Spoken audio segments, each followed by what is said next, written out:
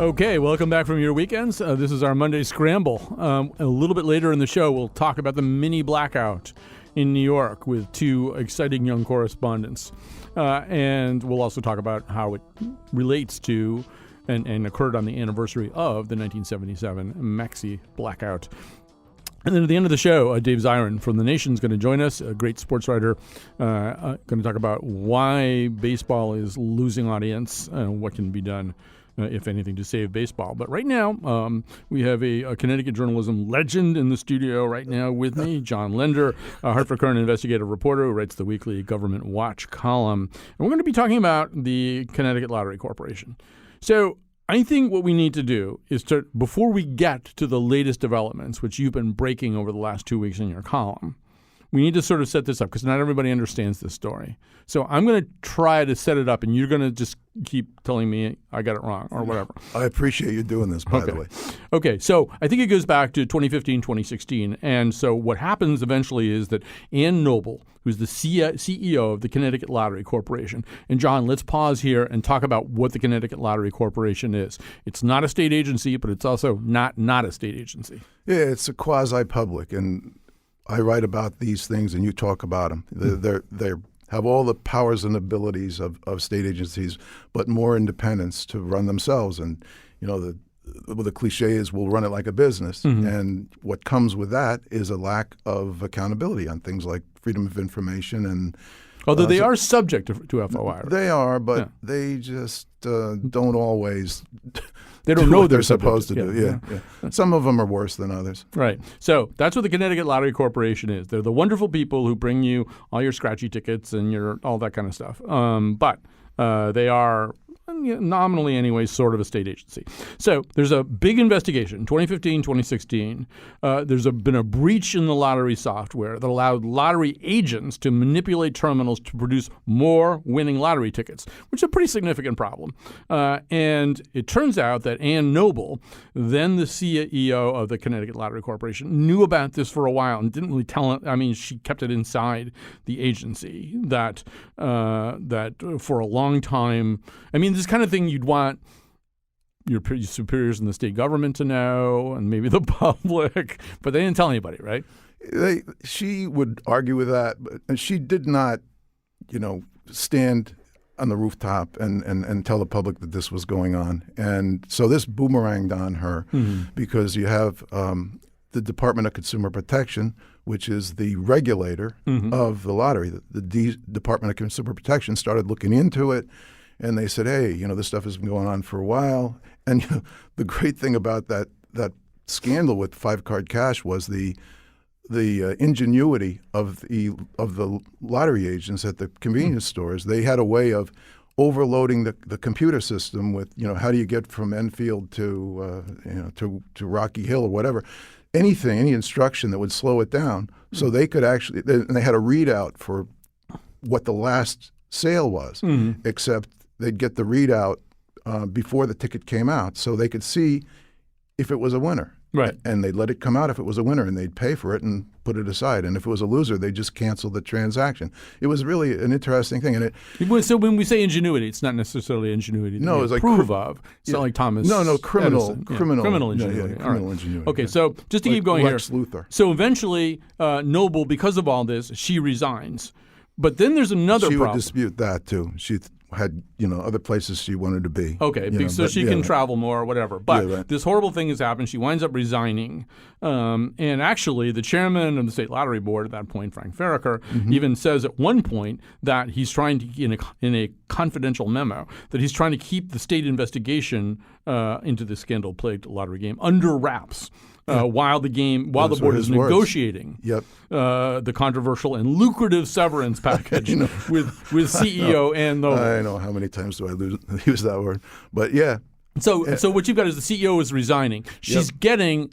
I don't know if she would dispute this part. She's getting a terrific deal for somebody who's resigning in less than glorious circumstances. It was amazing, and she needed 4 months to get to 10 years, which is a big, milestone for your retirement benefits. And so they put her in this arrangement where she was an employee of the board. It had never been done before, and it kept her on the payroll as kind of a hybrid consultant employee. And anyway, so after she hits that vestiture, she, for months thereafter, for like 20, 25 grand a month, that's right, she's a consultant. Once again, whatever she might say about this is not a person who's resigning at the top of her game. This is a person who's resigning at the time where one of the lottery's games has had to be pulled offline. Yeah, it had to be canceled. It had to be the whole game had to be scrapped because it was so completely tainted. All right, so then. Frank Farraker, who is the unpaid chairman of the board of trustees, steps into an interim job, her old job, and so he's both the board chairman of the governing board and now the CEO. Right, and a couple of things happen. One of them is it turns out he's actually kind of interested in this high-paying CEO. He was trying to behind the scenes. He was trying to get the job. That's right. And then also another problem is he's billing the state for all this stuff, like his cable package. Yeah, he was saying, I'm working from home a lot and I'm helping the state and I need my internet cable. Yeah, but I can't get the internet without, all this other stuff without the cable TV. Yeah, so it's the bundling. It's we all have that problem, So he didn't want Hulu. I know, it just was part of what he needed to be a CEO. Anyway, he got in trouble for it. He had to pay a $5,000 fine and make thousands of restitution. Yeah, it was the total was like 11,000. Oh, good. Something. You got that in front of you. So I've been putting together a timeline. Okay, so this is where my timeline stops, and you have to pick up the story from there. So so now they've got a new CEO who wants to turn things around, but there's still all this stuff still from the past percolating around, and that's where you come in. I have to introduce another name. All right. Alfred Dupuy. I forget about him. Yeah, and security chief. Yep. Yeah. Yep. And a big job, like one of the top executives there, $139,000 a year, and.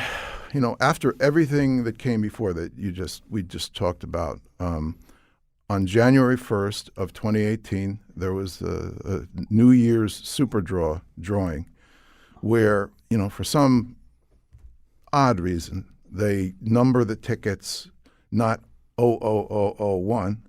Somebody had the idea years ago that it would make the game seem more popular if they started with ticket 100,001. So there was a group, and so they had about, a dozen. I think it was number 14. I think it was. They're periodic, like 6 months at a time. And for this drawing, the people who did the drawing, and they have to punch the range of numbers into what's this computer box called a random number generator, and because it started at 100,001, the upper range, they take the number of tickets that were sold, and I can't really recall exactly how many there were. It was a couple 100,000 at least. And what they had to do when they put in the range of numbers for the computer brain to select the winners from, they're supposed to, at the top, take the number of tickets sold and add 100,000. Mm-hmm. Well, they forgot to do that.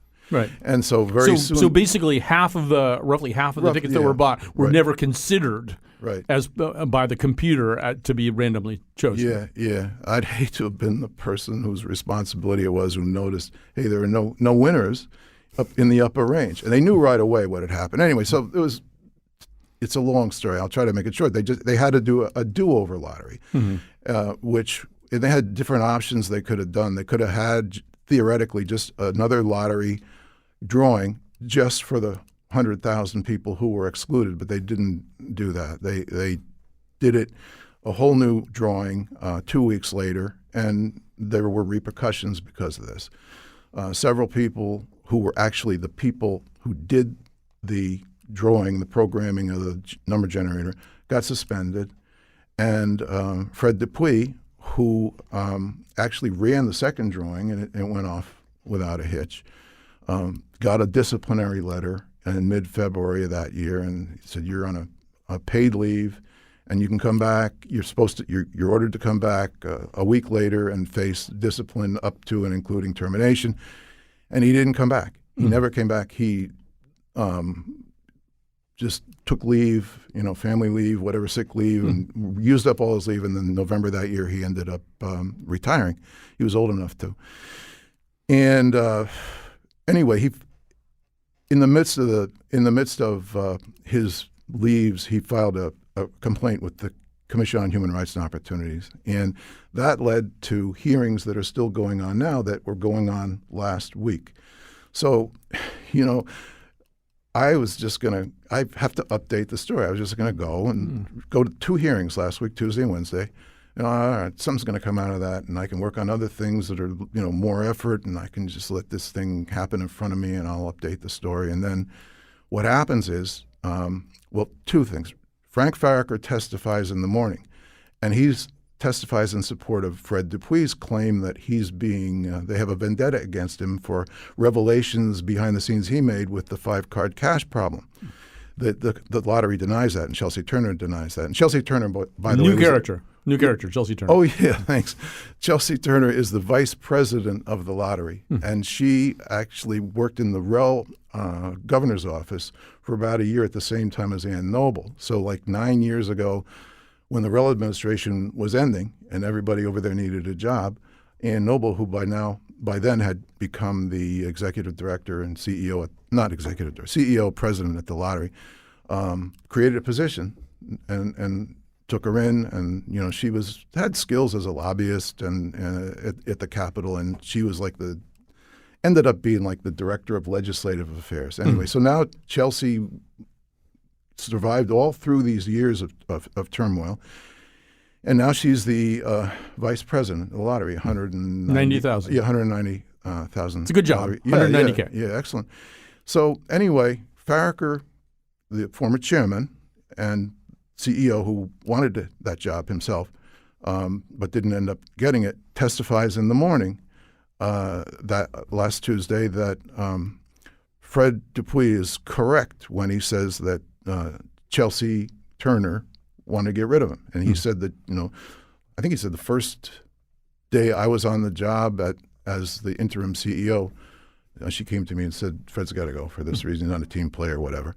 And he remembered it because he'd seen something on his cable TV that day that he could peg to it. Yeah. All right, continue.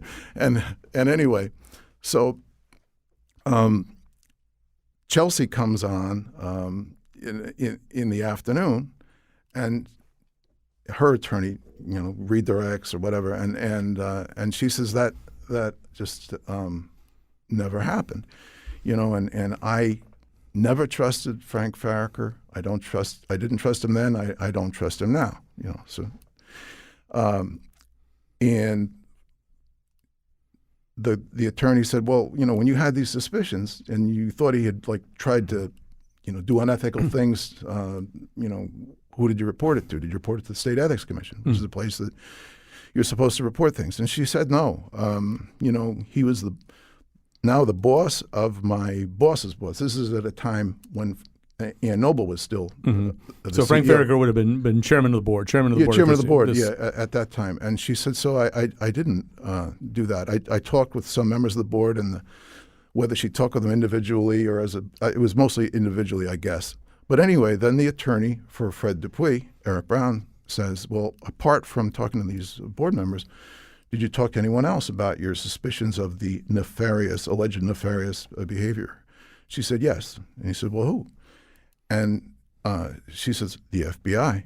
Now here, I'm used to these things droning on.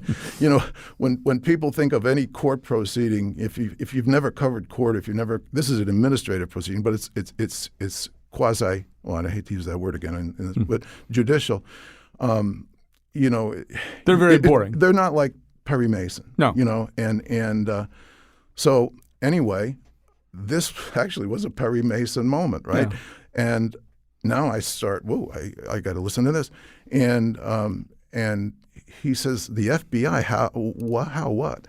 She said, well, I have this friend in the FBI and Special Agent Jennifer Burry, who works for the FBI in Connecticut, and I went to college with her. So I felt like it was a safe space to go to. That's what she said, a safe space. And, rather than risking repercussions inside, whatever. So she went there. It's very, I tried to get her to clarify it afterwards, and she didn't really want to say any more about it once it was in a break during the hearing. So what she testified to is, and I don't know if we have all the dots here, was that Jennifer Berry, the FBI agent she went to, who her friend, put her in touch with another agent. And then further questions from Brown, the attorney, she says, yeah, well, I wasn't the only one either. Oh, who else? Ann Noble went to the FBI too. And it turned out that she, in effect, wore a wire. She said wiretapped, but we figured, it came out that it was funner than that. Well, it was. She went and saw Q and got like some special thing. Yeah, that's right. It was an eyeglass case. And, on Tuesday, briefly, she had her eyeglass case with her. And she said it was a case like this. And so I'm just trying to keep track of everything, right? And I realized afterwards, why didn't I take a picture of that, right? Yeah. And but luckily the next day, on Wednesday, I went back and she had it with her. Right. And so this is an eyeglass case with a microphone inside it. Yeah, well, either a microphone, maybe even a little recorder. I don't know. No, that was it. And, it's a microphone, okay. And so Ann Noble had a meeting, at least one meeting, with Frank Farraker, and presumably asked him questions that would, whatever she suspected him of, he would talk about. But the things that raised Chelsea Turner's suspicions were, a deal that Farraker had the lottery make with the Mohegan Sun, some promotional deal, and that Farraker had ordered her, who handled all the lobbying with the legislature. They can't really call it lobbying because if quasi-publics can't have a lobbyist, but trying to get on Keno, told her hands off that. And so that made her suspicious, and so it's. But it went nowhere. Basically, the FBI investigation went nowhere. Right. It appears not to. We don't know who else might have. How many times Farraker might have been recorded? Who else might have been recorded? We don't know the context for the FBI interest in it. I mean, lots of times you have a full blown or investigation. We should say that you can get that kind of recording permission without full probable cause because one party agrees to it. Yeah. I was surprised to see that, but yeah, that's right. Yeah, it's called consensual monitoring. Right. If one of the parties is. So anybody you're talking to for the rest of the day, for the rest of your life, they might have a microphone inside their glasses case. That's right. I've got a lot of jokes around the office in the last couple of days. They wouldn't have to go to a judge or anything. I mean, it seems to me, John, we're talking to John Linder, investigative reporter for the Hartford Courant. I mean, it's hard to say what all this is other than a continuation of this long-running, highly dysfunctional situation. We should say there is a new CEO. There was Ann Noble. Ann Noble resigned. And then briefly, Frank Farraker was the acting CEO. And after Farraker quit, then for, 8 months or so, or a few months anyway, Chelsea Turner was the acting interim director. Yeah. And now there's Greg Smith, who's now running the thing. Let's hear how Greg Smith sees the future, the glorious future of the Connecticut Lottery Corporation. My goal as the new leader of this organization is to reestablish positive cooperation with the Department of Consumer Protection, the legislators, the administration, and our key vendors. The Connecticut Lottery has been an effective and efficient source of funding for the state for almost 50 years. Last year, we returned about $345 million to the state and are ahead of that pace for this current fiscal year. So, one theme that I think has emerged here, there are a few themes that have emerged in your reporting, John. One of them is that at the Connecticut Lottery Corporation, they kind of do whatever they want to do as opposed to whatever the rules would be. And I mean, a few instances of this, when Ann Noble did retire and got this incredible sweetheart deal where money was trickled towards her so she could get up to the point of retirement vestiture, and then this extra, consulting contract piled on top of that, the state auditors, who are often a voice of sanity and clarity in situations like this, they went nuts. They said this is part of a pattern where people resign under less than ideal circumstances and yet get all kinds of things that are special favors. And one thing they pointed out was there's something called the State Retirement Commission where you can check out whether what you're doing makes any sense or not, or whether it conforms to rules and guidelines, but they don't bother to do that. And now here's Chelsea Turner. She thinks that there's something wrong with a former acting director, chairman of the board. She could go to as you said, the Ethics Commission. She could go to the auditors. There's a lot of places she could go. You don't freaking call the FBI up just because you've got this idea. Not normally. Yeah. And as a matter of fact, Smith, the day after the story of what we've been talking about hit the paper, actually put out a memo to all employees and said, it has come up that there's some things that were reported, and he talked about two former lottery people, Frank Farraker and Ann Noble, didn't name them. He said nothing about Chelsea, who, like, according to her testimony, had a critical role in what happened. But he said, here are the people you go to if you have some wrongdoing you want to report. State Ethics Commission, the ethics officer, et cetera. None of the places he said were the FBI. Where Ann Noble and Chelsea Turner apparently went. So here you have, you wouldn't normally think a bureaucratic quasi-public would be an ideal setting for a soap opera. Mm-hmm. But, I mean, it's more a melodrama than a drama, really. So as we begin to wrap up this incredibly complicated story, although it's going to consume the next couple of years of John's life, but, I mean, the rest of us can go back to our business. But, I mean, I think you've got a few problems here. One of them is, in terms of really out-and-out malfeasance, other than way back in 2015 where it turns out that these retail agents have figured out a way to game the game, I mean, that was wrong. They were doing something wrong. It's what we have here are perhaps some people who don't trust each other, people who have suspicions of one another, but it seems like it's been more incompetence and backbiting and stuff. I mean, I don't see anywhere else in here proof that somebody's I see suspicions, but it's like it seems like a really unhealthy office culture where nobody trusts anybody else. Yeah, I mean, Governor Lamont, in his first comment on it, said he was concerned by the continual or dysfunctional management, and that's his first. He first waded into this after this thing happened. Right. And I think the other problem here is, for the most part, we don't interact with that many state agencies unless we have a special reason to. So if you have a special need and that agency addresses that need, then you do. Other than that, it's like DMV every once in a while. It's the state cops if you get pulled over or, but the lottery, the Connecticut Lottery Corporation, a quasi-public, is one where people all the time hand over some money and get a ticket back with the expectation that they're participating in a game that is fairly and competently run, and the state depends on these revenues, which are considerable. I mean, a large amount of money. Yeah, $345 million a year. So you don't want to jeopardize that amount of money by a situation where people look at this and go, well, is this being done right at all? Would I be better off? It's very interesting. I know a lot of people who play the lottery games, and trust is by far the most important thing, and yet, even with all of this stuff happening, people play. And so it's hard. It's one of these situations where it's like, the lottery says, hey, we're breaking records. Well, how do you stop Niagara Falls from flowing? I mean, who knows exactly if they could be doing better, with revenue? I don't know. But just for example, they were talking about getting rid of the comical, I like them, the little ping pong ball machines. Right. Yes.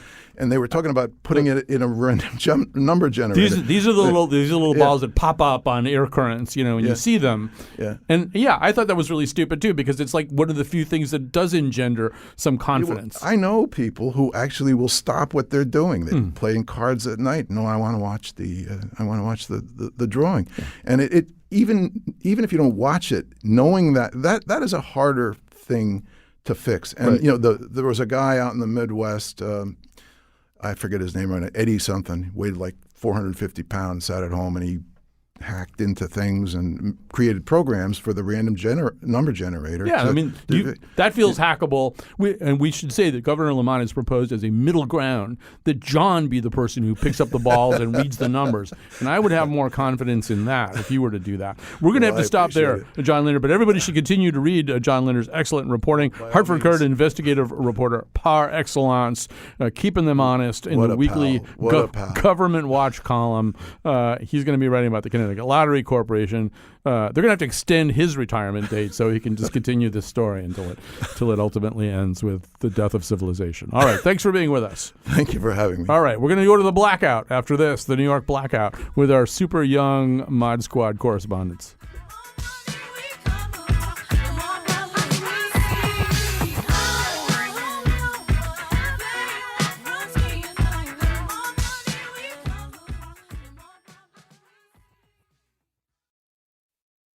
All right. So 42 years ago, 1977, there was a massive, massive legendary blackout in the city of New York.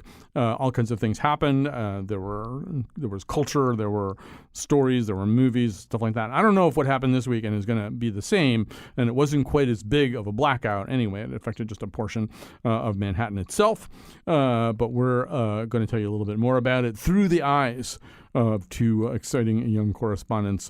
We have with us from the studios in New York, Brendan J. Sullivan, writer-producer, who's toured the world as Lady Gaga's DJ and written about the New York City blackout, and has written books, and he's the commissioner of our Song of the Summer program. But before we get to Brendan, it turns out that Carmen Baskoff, who is everywhere all the time, as far as I can tell, Where We Live producer, was in Manhattan during Saturday evening's blackout. So in your own words, you were at a comedy improv show, I believe? Yes, I was. Yeah. So I'd gone down with my sister and my roommate actually to see some improv comedy in Hell's Kitchen, and apparently just a block or two from the edge of the blackout.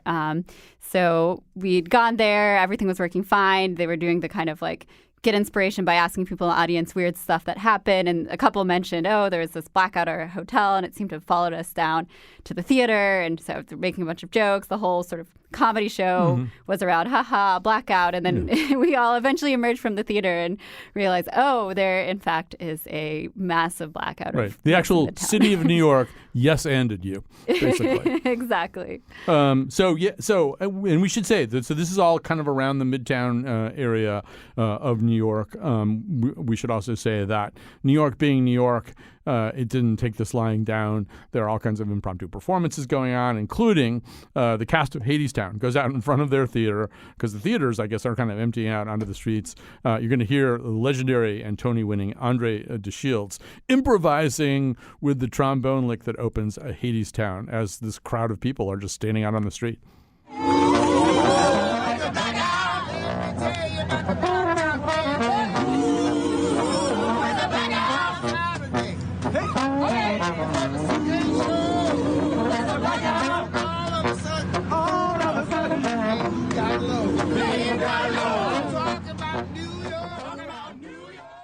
All right, so let's go over to Commissioner Brendan J. Sullivan.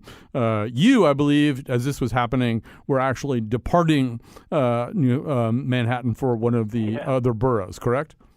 Yes. I was on the train on the bridge when right as you get over the bridge, sort of everyone pulls out their phone because you have service, and all of a sudden everyone was talking about how the blackout was happening just behind us. So we all cram over to the windows, and it's like, it looks like a chunk of the island is missing. Right. What are the differences between then and now? And Carmen, I think you participated in this, is, in 1977, we were just kind of relying on news reporting, and it was a pretty confusing situation. But everybody has a freaking phone right now. So I saw you, right? You were doing some videos, Carmen? Yeah. So I actually, for most of the time I was in the blackout zone, my internet on my phone wasn't working, but still had cell text. So we were calling people who were outside of the blackout zone and getting like reports on like how far the subways were affected. And then actually when I got to the edge of the blackout zone, I popped on a Wi-Fi from one of the stores and posted a video. All right. So this is the way that we live now. So Brendan, the way that you saw it from a subway train on a bridge, wink, wink, wink, the things are going out. That's kind of disaster movie footage in a way. Were you scared at all? Were you worried? I've been through a couple blackouts in New York. My most recent one was also the last time I had to go to Bradley Airport, and it was Hurricane Sandy. I was DJing in the Hamptons, and I had to turn right around to get to Canada for a gig, and it was like Edmonton, in the middle of nowhere. All the airports were blown out. And so I had to drive to Connecticut, to Bradley Airport, which was the closest airport. And I said to myself on the way over, well, I want to see what's going on in Manhattan. I got to see this. So I'm going to drive over the bridge. And I almost wish I didn't, because it is terrifying. You wouldn't think it is, because everything's blacked out. So you would think your car headlights would take care of all that. But people crossing the street, you can't see them as you would when there's street lights on. Some people would try and carry a flashlight, but you can sort of only see them then. And you look up, and it's just stone. You're just in shadow. And, just being on a side street, it could take you 10 minutes to make a left because no one can see you to stop for you. Right. So we should say that one of the people who emerged, well, first of all, we should say that Mayor de Blasio, because he's a candidate for president, was in Iowa, at least for the beginning of this, right? So one of the people who emerged kind of in that vacuum is the New York City Council Speaker, Corey Johnson. Let's hear a little bit of Corey Johnson talking to the people on Fox 5. The thing people want is they want accurate, calm, responsibly communicated information to them. And that's what I tried to provide. I was on the phone with the Office of Emergency Management, on the phone with leadership at the MTA, and I was calling the CEO of Con Edison, getting any information I could so that people who were affected by this pretty widespread blackout would know what was going on. So, Brendan, did Corey Johnson become kind of the star of the blackout? He was. Corey Johnson is such an important and interesting figure for this day and age. A millennial politician, a Chelsea resident. That's his neighborhood. When he was as a city council member, that was his neighborhood right there, Chelsea, on the way up to Midtown. And he has just sparkled in the last year or so. He is a Twitter celebrity every day for the last 3 months. He's been talking about his quest to quit smoking and the whole thing. You'll look at a backlog there, and you'll see like AOC tweeting at him like, "Good job, buddy, keep it up." People just love this guy. Well, he's very open about having quit other substances in the past as well, right? Yes, exactly. Yes, which would ruin someone trying to become mayor of another city. But he's very open about his HIV status, about his relationship status, and he's just a very honest and different kind of candidate. We should say, Carmen, people who don't go to New York a lot, I think they get ideas about what New York is like and whether it's a scary place to be. One thing you saw a lot of was people trying to be helpful, talk about what they were doing with their cell phone lights. Yeah, there was, so obviously all the traffic lights were out, which is potential for a lot of chaos. And there was just a lot of helpful citizen volunteers who'd gone out into the middle of intersections and were using their, cell phone flashlight or cell phone screen kind of to direct traffic and, just sort of taking charge and leading people. I saw at one point there was two guys. One guy, I think he just got off a bicycle, was wearing his bicycle helmet, and he's like, maybe we should, switch to the other direction of traffic. And so they were about to do that, and the other guy's like, oh no, there's some emergency vehicles coming. We better, keep traffic moving this way. But it's just like,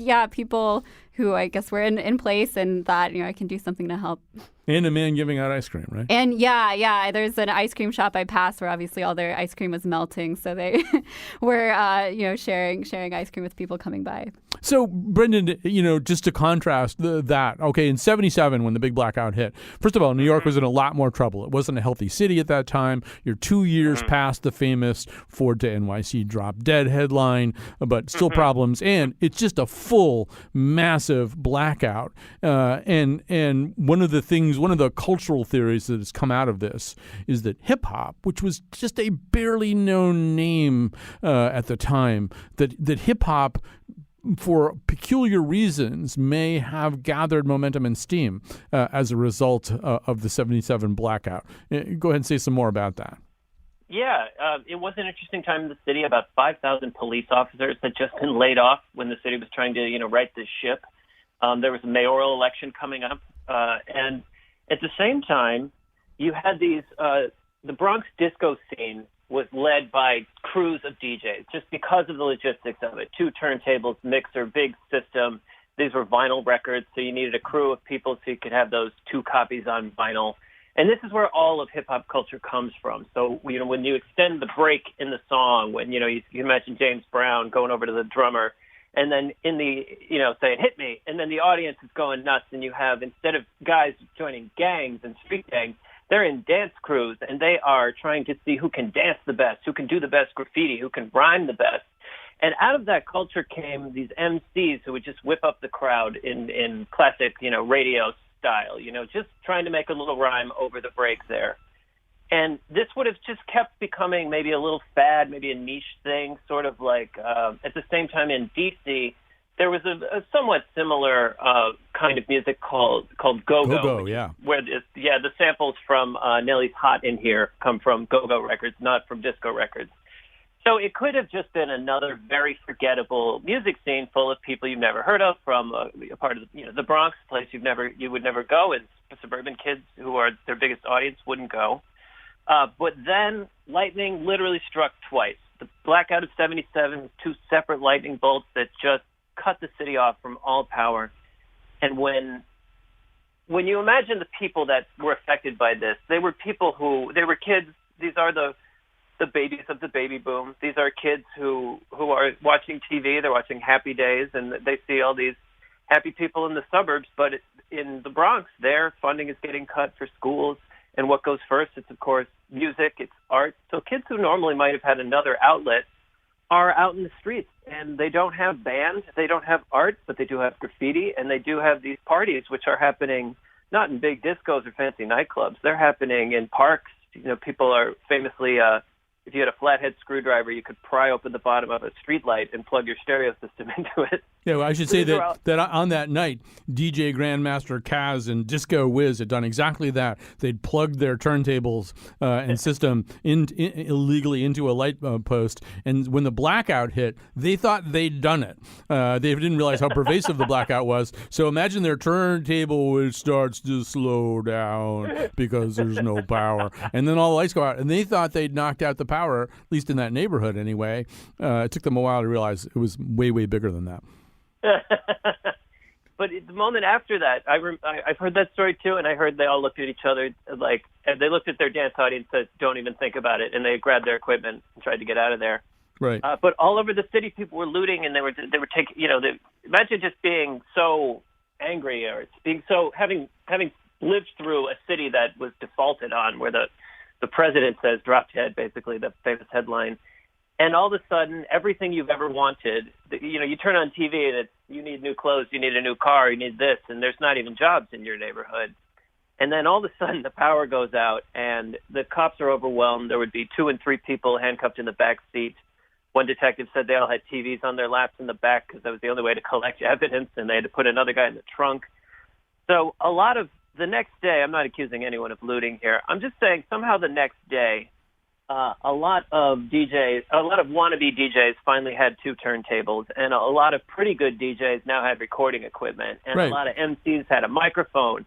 And other than that, so that's where all our original hip-hop records are coming from. And when you listen to something like Rapper's Delight, which sort of came out of that era, it's a 1979 track from Rhymes in that era, you don't hear people emulating their favorite rappers. You hear them talking about themselves. And the next day in New York City, there was sort of a long extended period of show and tell in the kids of New York City. And again, I'm not accusing anyone of looting. It just seems that everybody's uncle found the perfect pair of shoes in their niece and nephew's size that day. The DJ Grandmaster Kaz himself says that he obtained by looting a mixer that got him. He's the guy who thought maybe he'd caused the blackout once he realized he hadn't. He actually got a mixer out of this whole process. Hey, we're going to have to stop there, but we've had a reporting here from Carmen Baskoff and Brendan J. Sullivan. I would like to point out that their combined ages would still fall short of my age. I don't know how to feel about that, but excellent reporting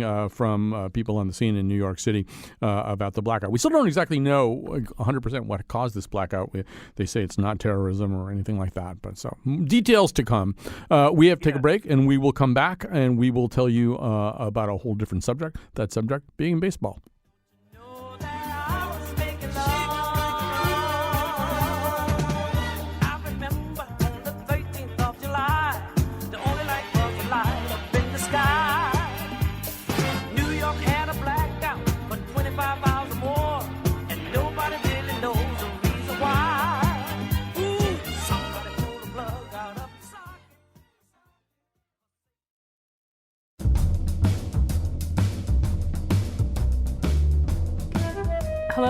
Hello? Is this mic switch on? It's pitch black in here. I can't really read the credits. Today's show is produced by Sarah Bareilles. Could that be right? Sandra Bullock. Scott Breedy. That's who it must be. And me, Kyone Wolf. Our interns are Jesse Steinmetz and Carolyn McCusker. The part of Bryan Cranston was played by Benedict Cumberbatch. That also seems very wrong. Anyway, tomorrow's show is about snot. No, sand. Okay, I gotta go.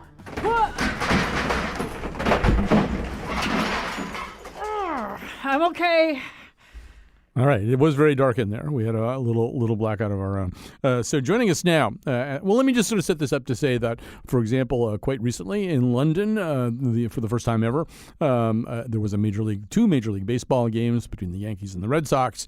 Much excitement about that. But the first of those games wound up being, I believe, the third longest 9-inning baseball game in the history of Major League Baseball. It took a really long time to watch. And it's things like that that have caused our next guest, Dave Zirin, political sports writer, sports editor at The Nation, and host of its Edge of Sports podcast, to wonder if that has anything to do, or what has anything to do, with what appears to be a declining audience for baseball.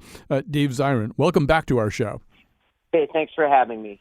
So set this up a little bit more for us. You're asking this question about declining enthusiasm for the former national pastime. Why? Well, because Gallup took a poll about is baseball your favorite sport, and it received the lowest numbers since Gallup started asking the question, which was during the Great Depression. So we're going back over 80 years. Baseball's never had a lower number of sport. It's 9% of people in the United States believe that baseball is their favorite sport. I mean, you put that up against football, which is in the high 30s, for example. I mean, it's not even in the same stratosphere. Making it even more difficult for baseball is the percentage of fans who are over age 55 has never been higher. The percentage of fans who are under 18 have never been. So statistically, it's trending wrong in every conceivable direction.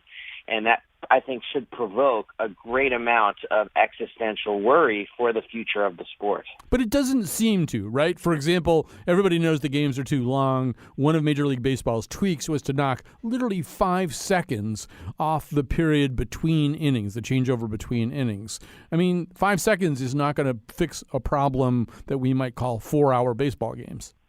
No, it's not going to fix the problem, particularly when baseball games a generation ago were roughly an hour shorter than they are now.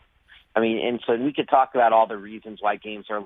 Some of it is commercialism. Some of it is the way the game is coached and the way the game is played, pitching changes. There are all sorts of things that have made it a longer product. But this longer product, 162 games a year, for more people seems like a chore than it does an act of fun. And one of the things that provoked me to write this article wasn't just my own dwindling enthusiasm for a sport that I was obsessed with growing up. It's also because some of the great profilers of the sport, some of the great champions of the sport, people like Tim Kirkchin over at ESPN, who's been a diehard baseball fan for 60 years. He likes to point out that he went to Walter Johnson High School in Bethesda, Maryland. That's how much of a fan he is. He said he's never enjoyed the sport less. But that he's unhappy watching the sport. This wouldn't be these kinds of things have provoked me to want to ask these questions. So this wouldn't be a Dave Zirin interview without us asking about the latent politics and economics of this. One of the reasons that they're not in a hurry to fix this, this is the engine light blinking on the dashboard saying, go get service immediately. But they don't really have to do this because of the way their industry is structured. Say more about that. Exactly. It's hard to think of a business that's sort of more awash in corporate welfare than Major League Baseball. Whether you're talking about the amount of money that's received for stadiums, whether you're talking about public subsidies, or whether you're talking about sweetheart cable deals that they get because local cable companies are in so much regional partnership now and they're not shown on regular television. And those can be as much as billion-dollar deals as it is for the Los Angeles Dodgers, or even $100 million deals as it is in smaller markets like Baltimore. So they're getting all of this money infused into their system, and so they're saying, hey, why should we change anything? You know, we're riding fat on the hog here with all the money that's coming in through public subsidies and through the cable deals. But what they're not looking at, and what they need to be looking at, is where is the fan enthusiasm for people who aren't going to be accepting Social Security in a few years? That should be their bigger concern, because if there's one thing we know about sports history in this country, it's that what is not always what will be. There were times where boxing and horse racing, these were the most popular sports in the country. Sports have cycles. Sports can come and go. And I don't think Major League Baseball is taking it nearly seriously enough, the kind of precipice that they're facing. I just want to put a little asterisk on one thing you said. It's hard to think of a sport that's or an activity that's gets more corporate welfare than Major League Baseball.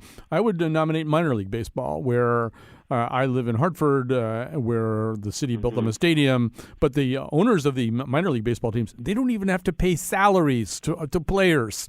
Those are all paid by the major league teams. You just collect money if you are a minor league baseball owner. Somebody else builds you a stadium and pays for it, and you just collect money. So it's an even better deal. But it does feel as though there's some kind of cliff that they'll hit, or some point of diminishing returns anyway. This is a boring game. The games go on way too long.